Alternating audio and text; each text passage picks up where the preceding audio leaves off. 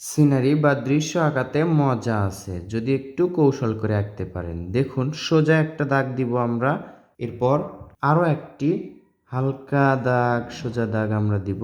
তবে দাগটি কিন্তু হালকা করে দিচ্ছি কারণ একটু মেশানোর প্রয়োজন আছে। এবার এই যে এখান থেকে একটি ত্রিভুজের শেপ করলাম, এরপর আবার দেখুন এখানে, তবে একটু নিচুতে আরও একটি ত্রিভুজ।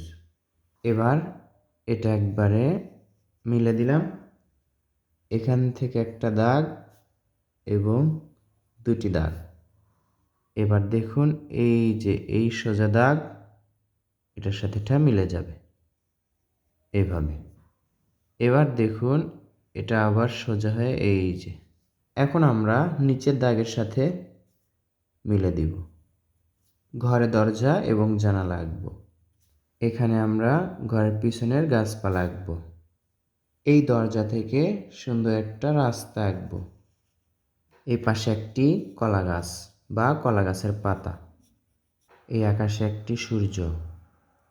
সূর্যের চারিপাশে এভাবে একটু শেড দিয়ে আমরা ঘরের চালাতে এই যে দেখুন হালকা দাগে উপর দিকে তুলে দিচ্ছি।